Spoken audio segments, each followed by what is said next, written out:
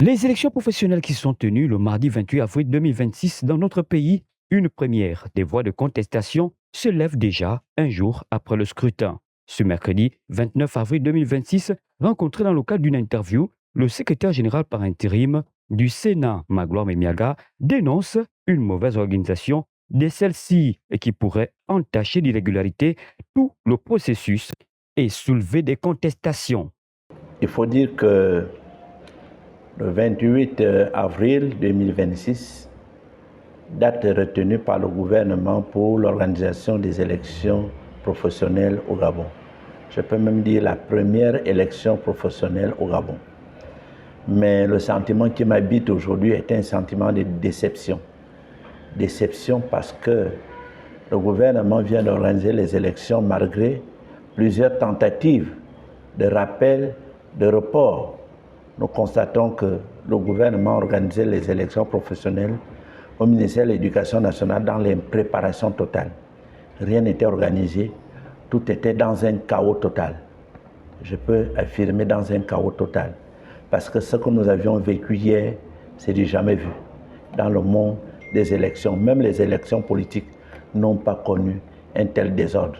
Seulement, peut-être le 30 août dernier, le 23 août dernier, quand les militaires ont pris le pouvoir le 30 août, parce que dans leur communiqué, on parlait des élections tronquées, des élections truquées. C'est ce qu'on a vécu hier, parce que même jusqu'à la centrale du ministère de l'Éducation nationale, personne n'a voté. Et il fallait faire le tour.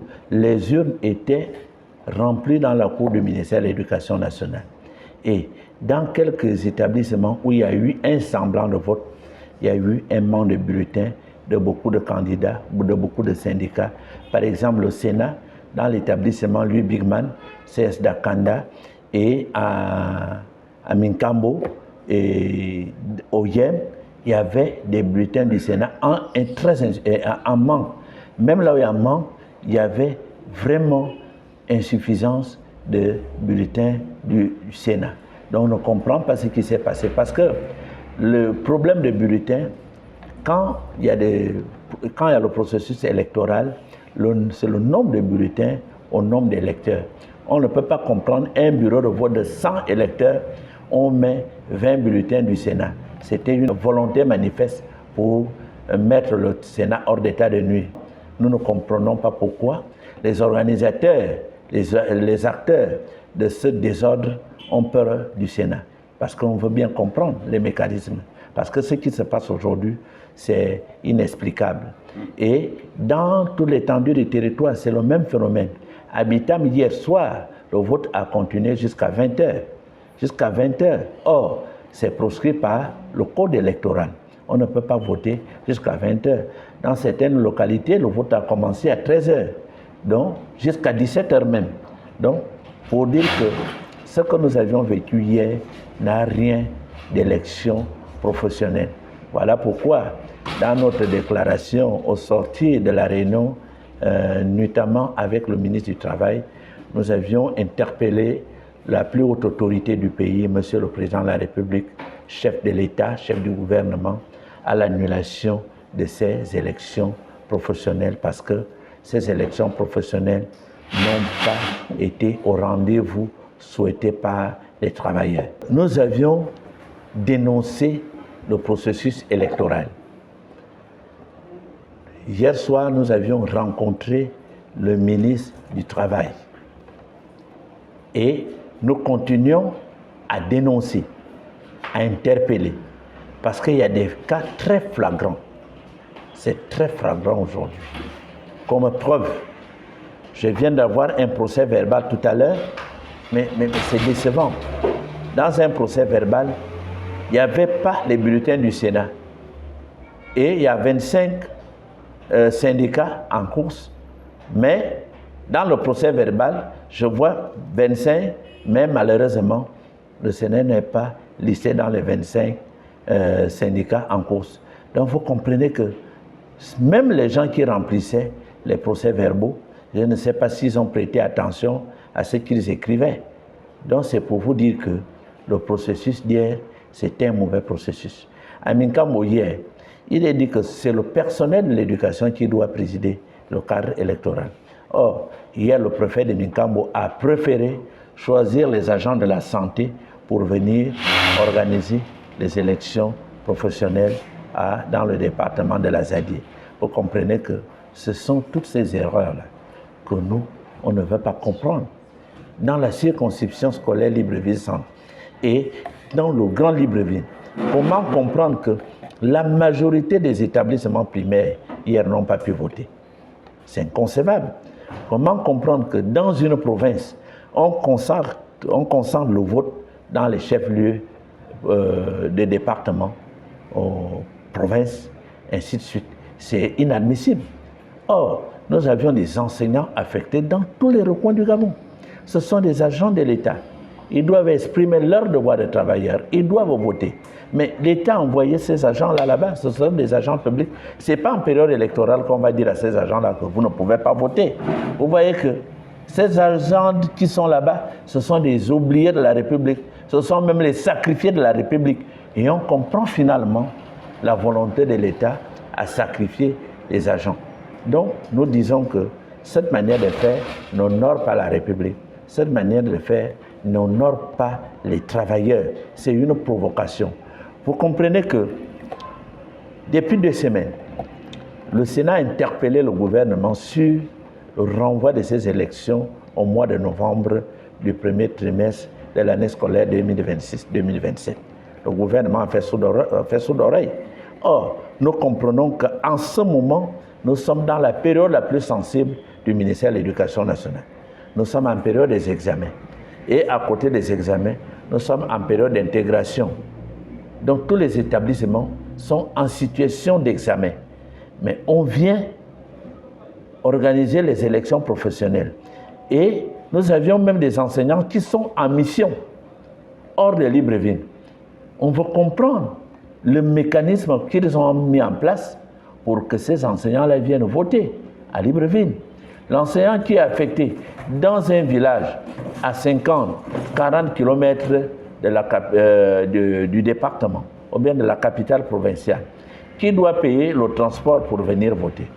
Est-ce c'est l'enseignant en question, ou bien c'est l'État qui a envoyé l'argent? Si l'État est incapable de régulariser cette situation administrative, si l'État est incapable de payer son rappel, ce n'est pas l'argent de transport pour venir voter que l'État va envoyer. Nous disons que cette manière de faire n'inaugure pas un dialogue social apaisé dans les tout prochains jours. Or, on le disait, une bonne élection professionnelle, c'est aussi un bon dialogue social bien organisé. Si les élections professionnelles se passent dans ces conditions, on doute très fort qu'on aura un bon dialogue social qui se profile à l'horizon. Si ces contestations se généralisent, les voies de recours sont-elles connues? Bien, nous avions regardé l'arrêté tout à l'heure. Les voies de recours, c'est après proclamation des résultats. Après proclamation, 48 heures après, vous devez déposer le recours. Or, connaissant notre pays, pendant les élections politiques, le recours n'a jamais abouti. C'est quelques rares exceptions que les recours aboutissent. On craint fort qu'on arrive à ce niveau. Nous avions foi que nous n'allons pas arriver à ce niveau. Les élections professionnelles de cette année étaient catastrophiques. Il est bien de réorganiser, repenser ces élections. Parce qu'il s'agit de la nation. Parce que si entre le travailleur et l'employeur, il y a eu des problèmes parce qu'il y a eu crise de confiance. Or, si ces élections-là se passent très mal, la crise va s'accentuer et nous, travailleurs, on n'aura plus confiance aux autorités de la Ve République. Et l'écart n'est pas long, ou bien l'écart n'est pas long par rapport aux anciennes républiques.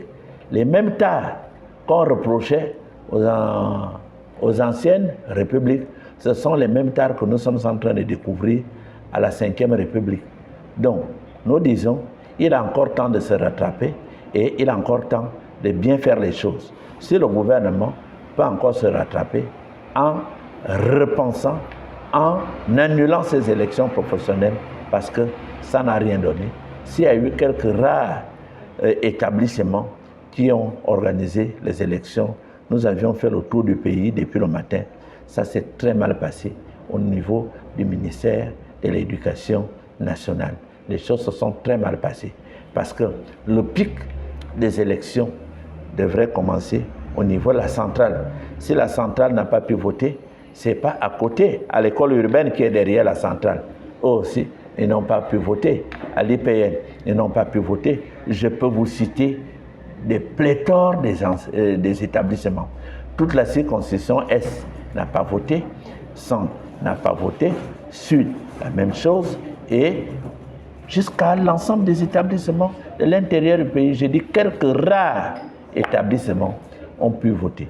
Vous comprenez qu'à un moment donné, le processus est entaché d'embûches. À un moment donné, ayons la responsabilité de reconnaître que ça s'est très mal passé. C'est aussi la grandeur d'esprit, c'est aussi la responsabilité de dire que cette fois-ci, ça s'est très mal passé. Essayons de reculer pour bien faire les choses. Et nous sommes disposés. Voilà pourquoi le Sénat s'est engagé à aller aux élections parce qu'il fallait toucher du doigt ce qui se passe. Et nous avions touché du doigt hier. Vraiment, c'était un véritable fiasco au niveau du ministère de l'Éducation nationale. Les mots sont forts, mais c'est ça la vérité. C'était un véritable fiasco. Le chaos que vous décrivez serait-il une énième occasion manquée des autorités de la Ve République? Nous venons de comprendre que le virus des élections au Gabon ne fonctionne pas bien. Ce virus cherche encore un remède. Parce que le virus élection au Gabon cherche toujours un remède. Jamais on n'a organisé une élection au Gabon. Vous avez connu les dernières élections législatives. Il y a eu tellement de contestations. À un moment donné, nous ne comprenons pas. Est-ce que ce sont les acteurs? Est-ce que le système qui veut ce désordre? On se pose beaucoup de questions aujourd'hui. On pensait que les élections professionnelles pouvaient bien se passer. Malheureusement, les élections professionnelles dépassent même les élections politiques. Parce que, je vous dis, jusqu'à 16 heures, les urnes étaient là au ministère. Et il me semble qu'à l'heure où je vous parle, on vient de me signaler que c'est vrai que je n'ai pas encore de preuves, les élections continuent en Djolé. Il s'agit encore de quelle élection? Un jour après les élections, donc on fait fi. On est en train de violer nos propres dispositions que nous avions mises en place. Vous avez lu le titre de l'Union ce matin. Chaos des élections au niveau du ministère de l'Éducation nationale. Nous ne voulons pas cela. L'éducation nationale vient de traverser une grande crise. Une crise voulue par les hommes politiques. Je dis bien une crise voulue par les hommes politiques. Parce que derrière ce désordre qu'on a connu tout récemment, les hommes politiques étaient derrière. Je pèse bien mes mots. Parce que nous tous, nous savons ce qui se passe. C'est des manœuvres manifestes pour continuer à dynamiter l'éducation nationale. Nous voulons bien comprendre. Parce que tout ce qui concerne l'éducation nationale intéresse tout le monde. Et à côté de ça, il y a eu beaucoup d'orientations de beaucoup d'acteurs qui hier, il y a eu beaucoup de situations que nous avions remarquées sur le terrain. Nous avions connu des acteurs qui ont refusé de décharger les bulletins du Sénat. C'est très regrettable. Je dis c'est très regrettable en tant qu'agent du ministère de l'Éducation nationale. Refuser de décharger les bulletins d'un candidat, c'est vraiment regrettable. C'est vraiment regrettable. Nous regrettons cela et nous interpellons les acteurs de ce désordre d'arrêter. Je dis bien d'arrêter. Il s'agit des élections professionnelles. Et tout le monde sait ce que le Sénat lui a donné depuis 1990 à 2 jours. Tout le monde a souri par les efforts du Sénat. Et tout le monde connaît la force de frappe du Sénat. Le Sénat, c'est le plus vieux syndicat du secteur éducation. Et si le Sénat a tenu jusqu'à aujourd'hui, cela veut dire que le Sénat est un syndicat historique. On ne tue pas l'histoire. Le Sénat est un patrimoine national. Et le Sénat est une arme. Vous connaissez la valeur d'une arme. Quand une arme tonne, il y a beaucoup de destruction. Nous ne voulons pas aller à ce niveau. Nous disons, les élections se sont très mal passées au Gabon. Il est mieux d'arrêter le processus actuel pour revenir au point de départ. Merci, SG. Merci.